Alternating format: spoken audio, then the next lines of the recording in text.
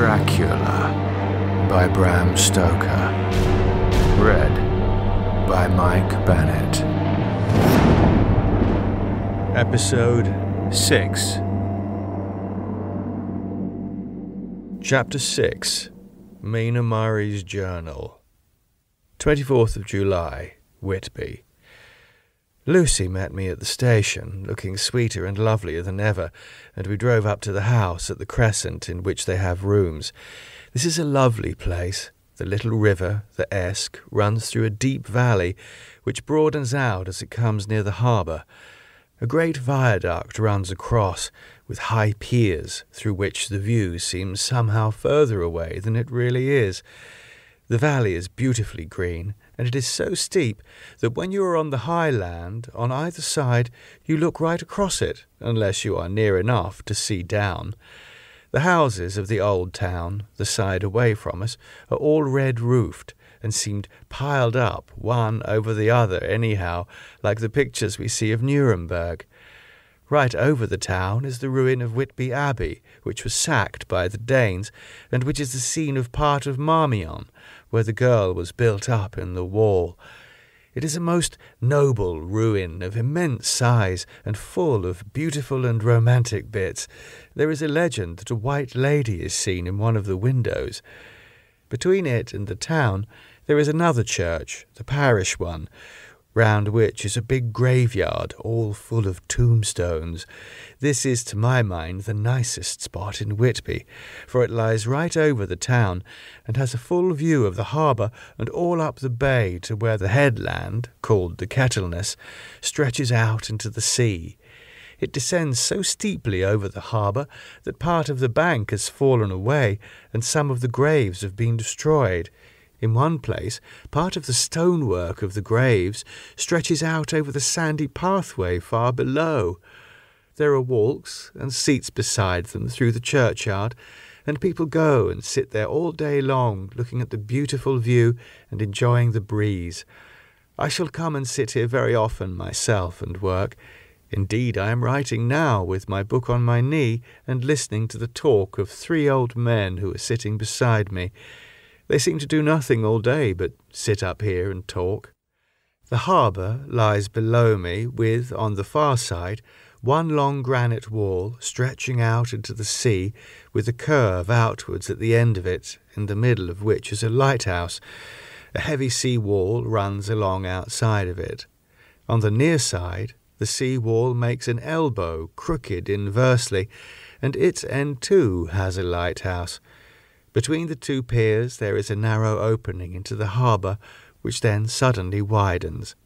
It is nice at high water, but when the tide is out it shoals away to nothing, and there is merely the stream of the Esk running between the banks of sand, with rocks here and there.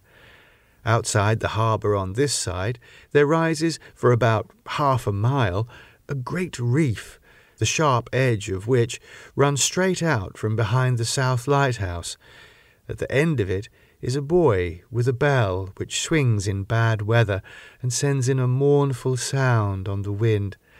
They have a legend here that when a ship is lost, bells are heard out at sea. I must ask the old man about this.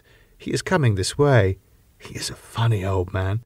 He must be awfully old, for his face is all gnarled and twisted like the bark of a tree. He tells me that he is nearly 100, and that he was a sailor in the Greenland fishing fleet when Waterloo was fought. He is, I'm afraid, a very sceptical person, for when I asked him about the bells at sea and the white lady in the abbey, he said, very brusquely, "I wouldn't fash myself about them, miss. Them things be all wore out. Mind, I don't say there never was, but I do say that they wasn't in my time. They'd be all very well for comers and trippers and the like, but not for a nice young lady like you. Them feet folks from York and Leeds that be always eating cured herrings and drinking tea and looking out to buy cheap jet would creed aught. I wonder myself who'd be bothered telling lies to them. Even the newspapers, which is full of fool talk." I thought he would be a good person to learn interesting things from, so I asked him if he would mind telling me something about the whale fishing in the old days. He was just settling himself to begin when the clock struck 6, whereupon he laboured to get up and said, "I must gang againwards home now, miss. My granddaughter doesn't like to be kept waiting when the tea is ready, for it takes me time to cram all aboon degrees, for there be a many of 'em. And miss, I lack belly timber, surely by the clock." He hobbled away, and I could see him hurrying, as well as he could, down the steps. The steps are a great feature on the place. They lead from the town up to the church. There are hundreds of them. I do not know how many, and they wind up in a delicate curve. The slope is so gentle that a horse could easily walk up and down them. I think they must originally have had something to do with the abbey. I shall go home too. Lucy went out visiting with her mother, and as they were only duty calls, I did not go. They will be home by this. 1st of August. I came up here an hour ago with Lucy, and we had a most interesting talk with my old friend and the 2 others who always come and join him.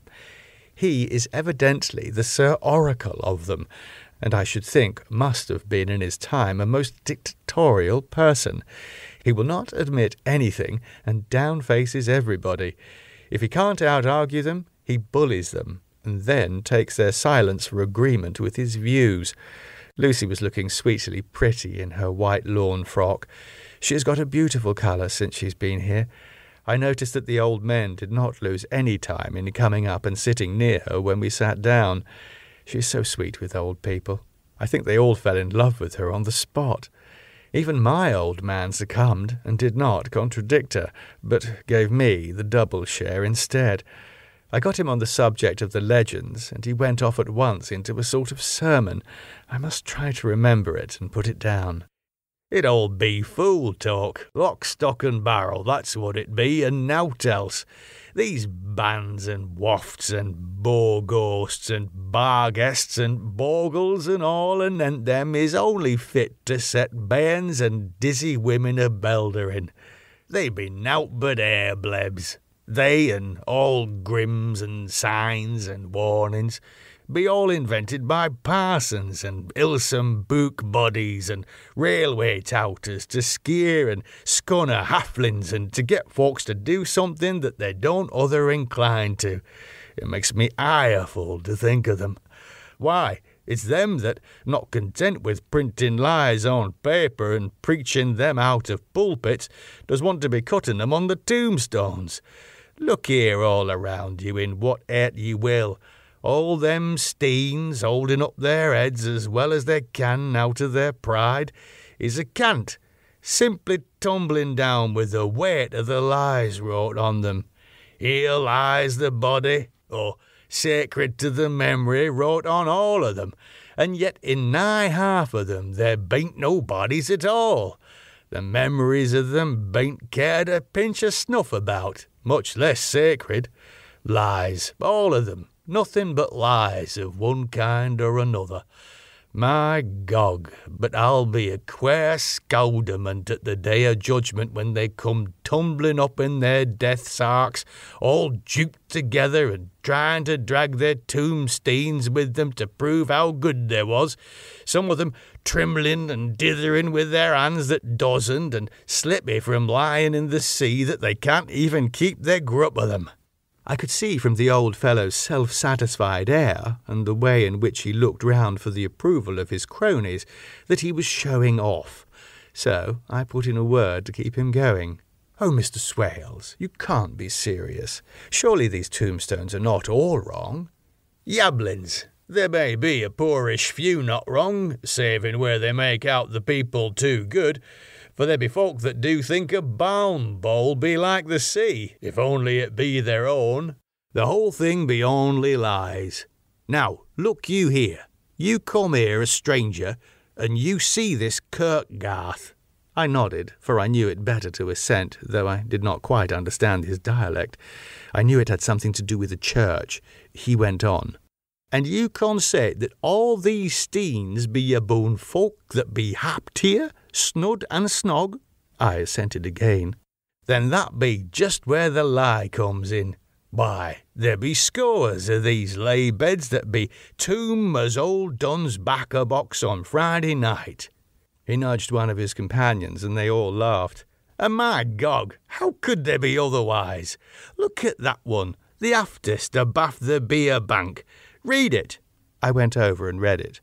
"Edward Spencer, master mariner, murdered by pirates off the coast of Andres, April 1854, 8:30.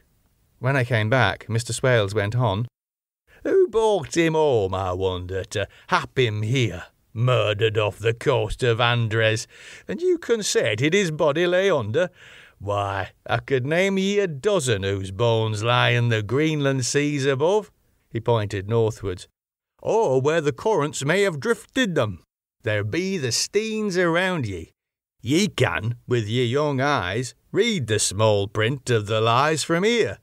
This Braithwaite Lowry, and you his father, lost in the Lively off Greenland in 20, or Andrew Woodhouse, drowned in the same seas in 1777, or John Paxton, drowned off Cape Farrell a year later, or old John Rawlins, whose grandfather sailed with me, drowned in the Gulf of Finland in 50.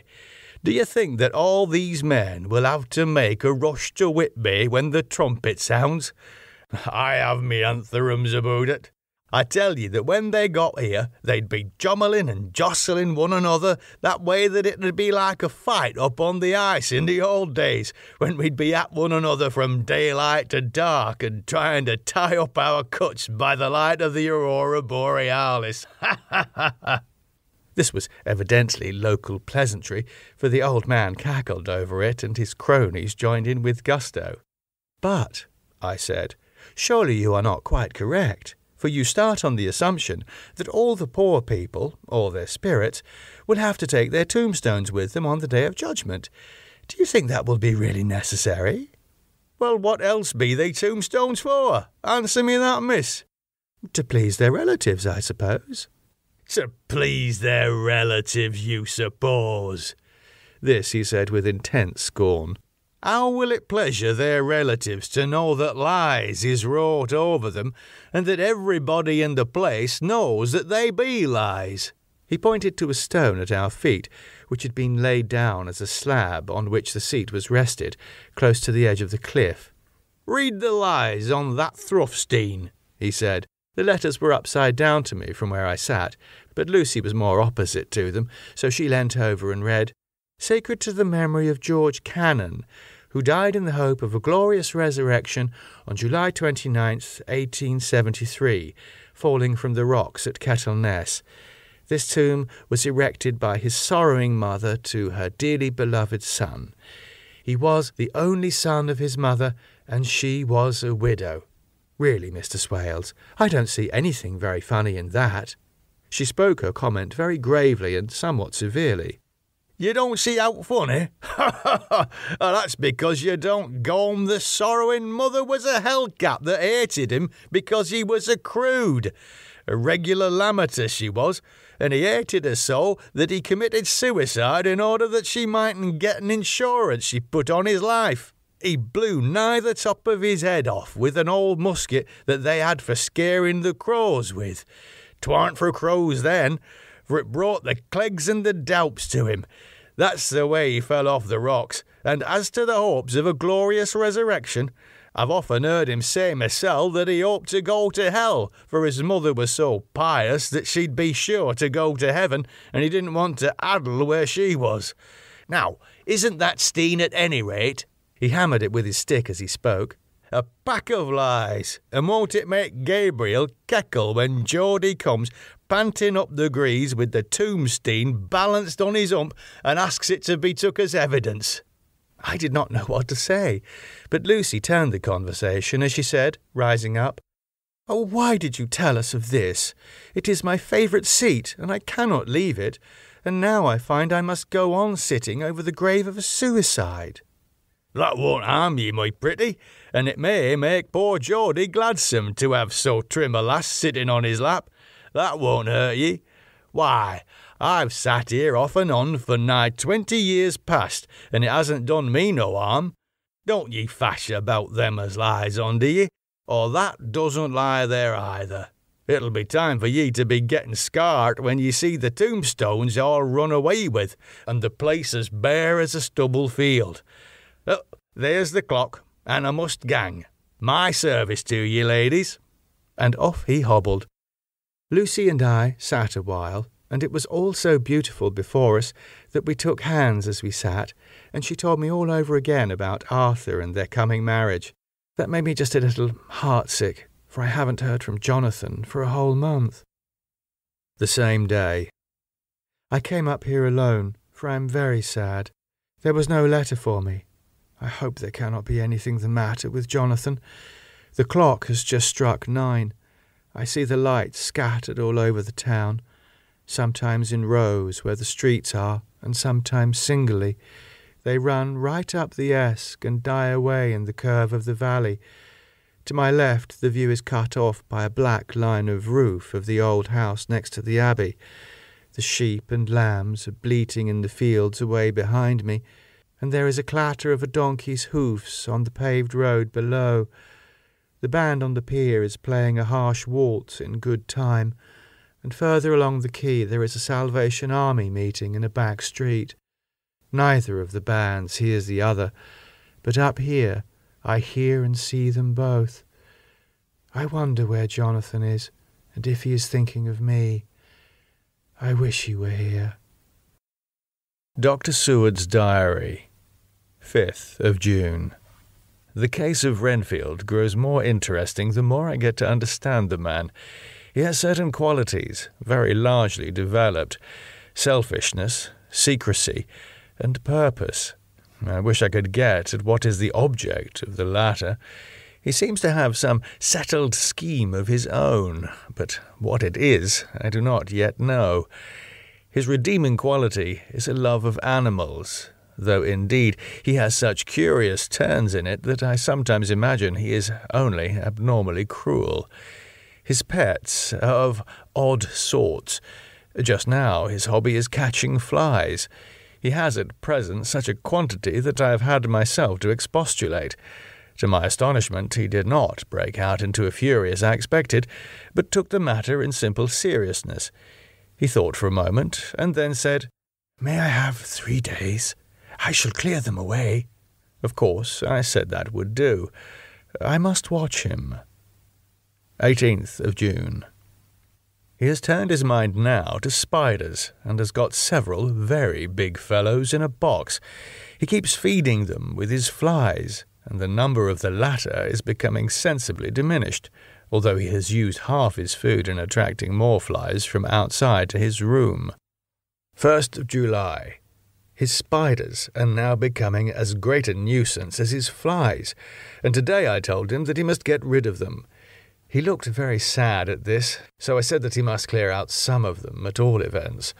He cheerfully acquiesced in this, and I gave him the same time as before for reduction. He disgusted me much while with him, for when a horrid blowfly, bloated with some carrion food, buzzed into the room, he caught it, held it exultantly for a few moments between his finger and thumb, and before I knew what he was going to do, put it in his mouth and ate it. I scolded him for it, but he argued quietly that it was very good and very wholesome, that it was life, strong life, and gave life to him. This gave me an idea, or the rudiment of one. I must now watch how he gets rid of his spiders. He has evidently some deep problem in his mind, for he keeps a little notebook in which he is always jotting down something.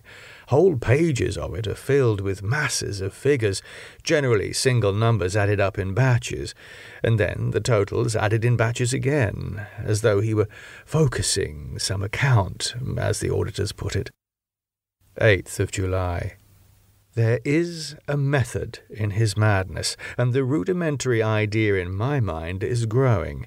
It will be a whole idea soon, and then, oh, unconscious celebration, you will have to give the wall to your conscious brother. I kept away from my friend for a few days so that I might notice if there were any change. Things remain as they were, except that he has parted with some of his pets and got a new one.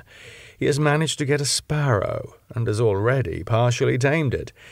His means of taming is simple, for already the spiders have diminished. Those that do remain, however, are well fed, for he still brings in the flies by tempting them with his food. 19th of July. We are progressing. My friend has now a whole colony of sparrows, and his flies and spiders are almost obliterated. When I came in, he ran to me and said he wanted to ask me a great favour, a very, very great favour, and as he spoke he fawned on me like a dog. I asked him what it was, and he said, with a sort of rapture in his voice and bearing, "A kitten, a nice little sleek, playful kitten that I can play with and teach and feed and feed and feed." I was not unprepared for this request, for I had noticed how his pets went on increasing in size and vivacity, but I did not care that his pretty family of tame sparrows should be wiped out in the same manner as the flies and the spiders, so I said I would see about it, and asked him if he would not rather have a cat than a kitten. His eagerness betrayed him as he answered, "Oh, yes, I would like a cat. I only asked for a kitten, lest you should refuse me a cat. No one would refuse me a kitten, would they?" I shook my head and said that at present I feared it would not be possible, but that I would see about it. His face fell, and I could see a warning of danger in it, for there was a sudden, fierce, sidelong look which meant killing. The man is an undeveloped homicidal maniac. I shall test him with his present craving and see how it will work out. Then I shall know more. 10 p.m. I have visited him again and found him sitting in a corner, brooding. When I came in, he threw himself on his knees before me and implored me to let him have a cat, that his salvation depended upon it. I was firm, however, and told him that he could not have it. Whereupon he went without a word and sat down, gnawing his fingers in the corner where I had found him. I shall see him in the morning, early. 20th of July. Visited Renfield very early, before the attendant went his rounds. Found him up and humming a tune. He was spreading out his sugar, which he had saved, in the window, and was manifestly beginning his fly-catching again, and beginning it cheerfully and with good grace. I looked around for his birds, and not seeing them, asked him where they were. He replied, without turning round, that they had all flown away. There were a few feathers about the room, and on his pillow a drop of blood. I said nothing, but went and told the keeper to report to me if there were anything odd about him during the day. 11 a.m. The attendant has just been to me to say that Renfield has been very sick and has disgorged a whole lot of feathers. "My belief is, doctor," he said, "that he has eaten his birds and that he just took and ate them raw." 11 p.m. I gave Renfield a strong opiate tonight, enough to make even him sleep, and took away his pocketbook to look at it. The thought that has been buzzing about my brain lately is complete, and the theory proved. My homicidal maniac is of a peculiar kind. I shall have to invent a new classification for him, and call him a zoophagous, life-eating maniac. What he desires is to absorb as many lives as he can, and he has laid himself out to achieve it in a cumulative way. He gave many flies to one spider, and many spiders to one bird, and then wanted a cat to eat the many birds. What would have been his later steps?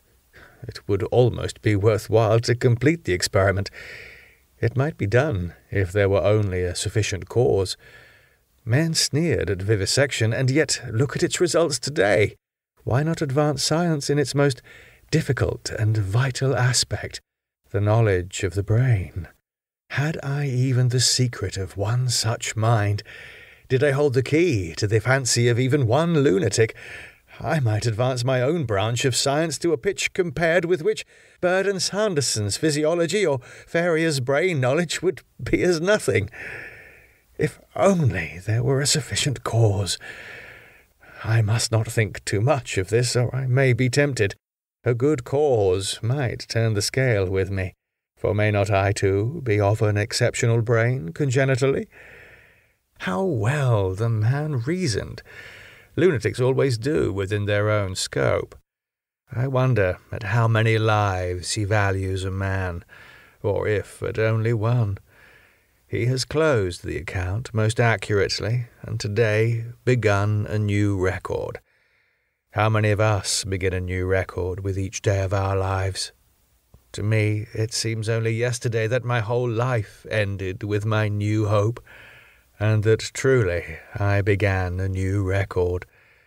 So it will be, until the great recorder sums me up and closes my ledger account with a balanced profit or loss.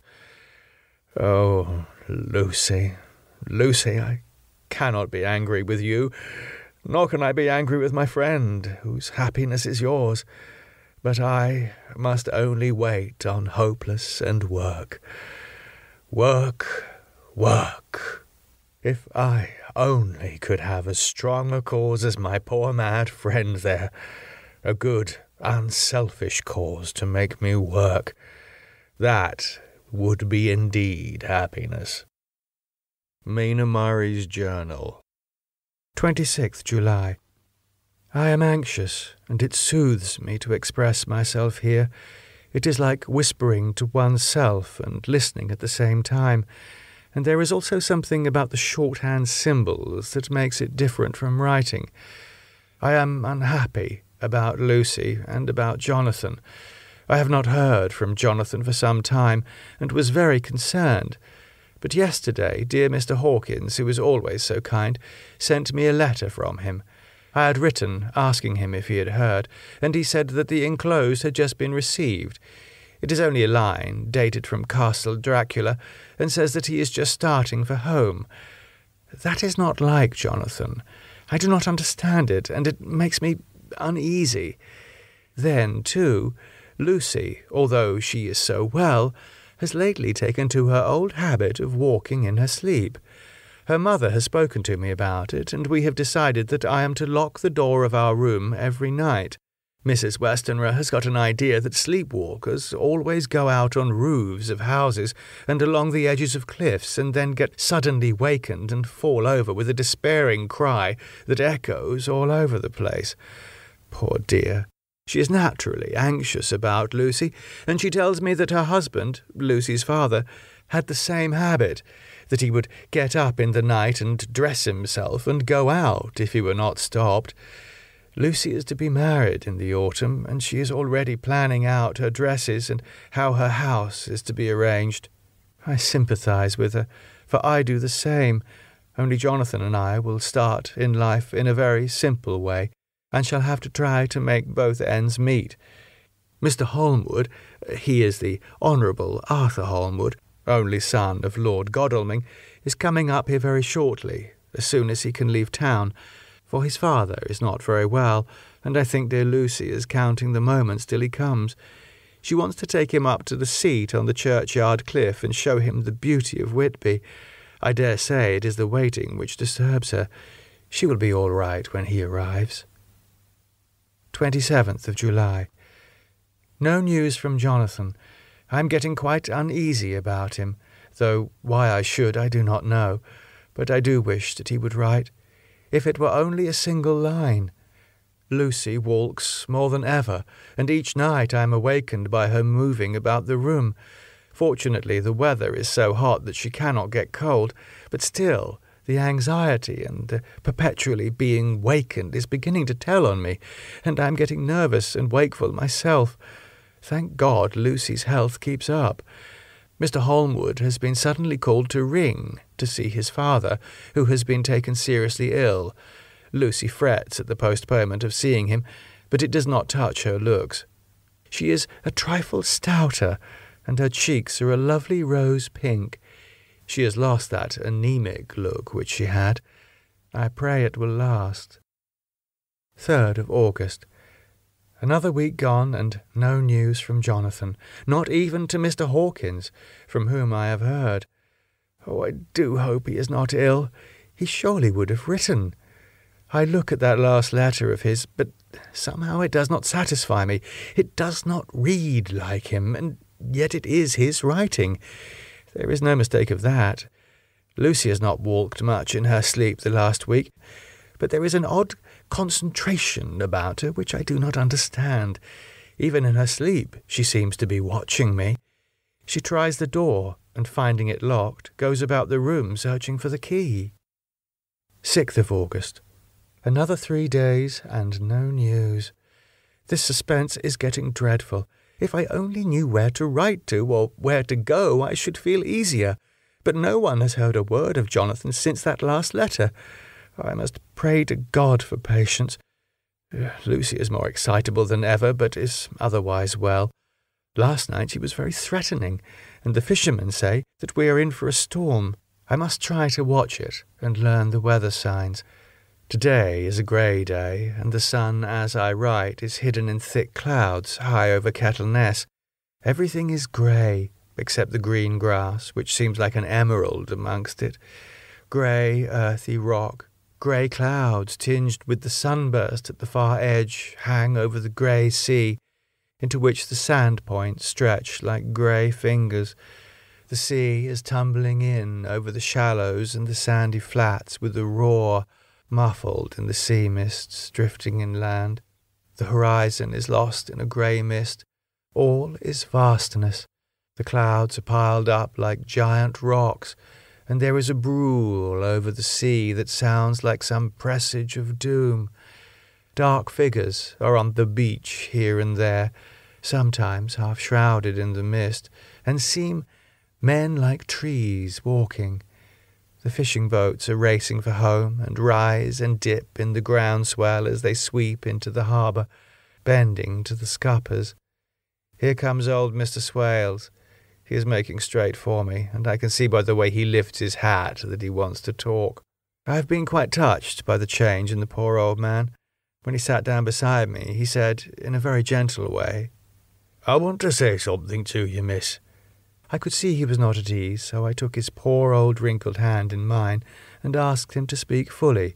So he said, leaving his hand in mine, "I'm afraid, me dearie, that I must have shocked you by all the wicked things I've been saying about the dead and such like for weeks past, but I didn't mean them, and I want you to remember that when I'm gone.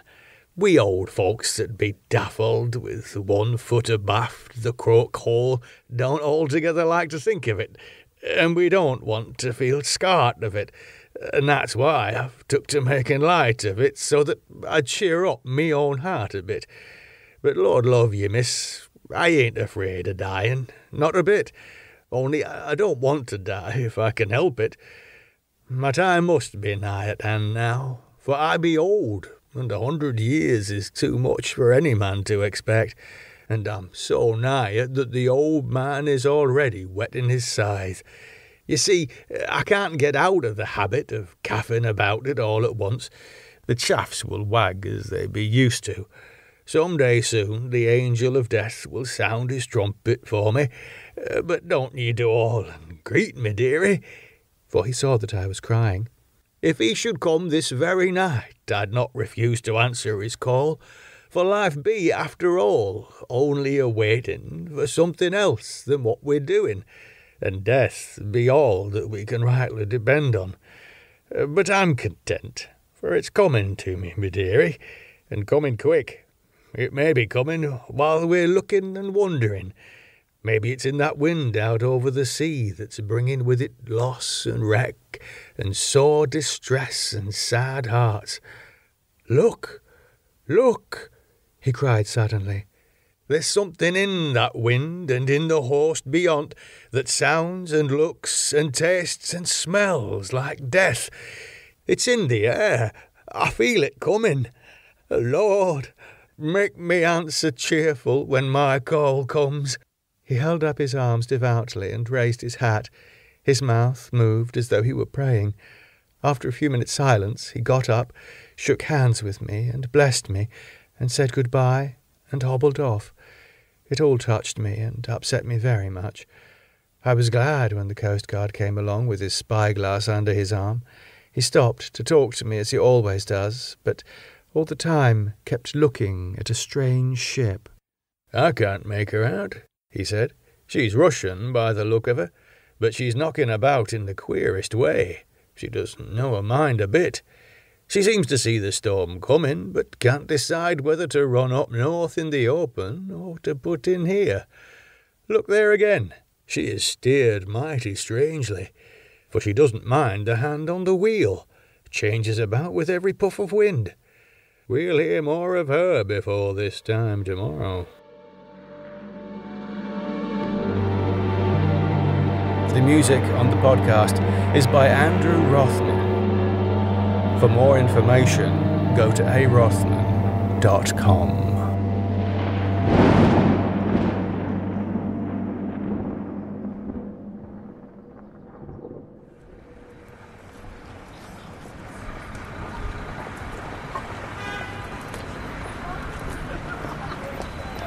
Look!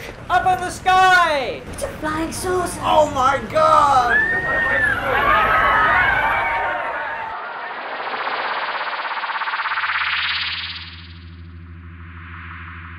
People of Earth, hello! The time has come!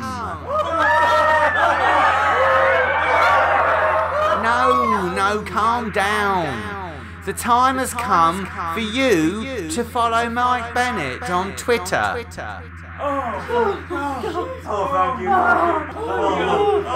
Hey, see? Nothing to worry about. Oh, unless you don't, in which case we'll destroy your planet. I know, it seems a bit harsh, doesn't it? But those are my orders. So, go to Twitter and follow him at, that's the little squiggly thing, at the Mike Bennett. And if you do that, everything's going to be alright. Alright? Will you do that then? Yes! Yes! That's nice. Alright then, I'll be off. Ta-ra! Be good! Well, there we are, ladies and gentlemen. You'd better follow the Mike Bennett at Twitter, or it could be the end of the world.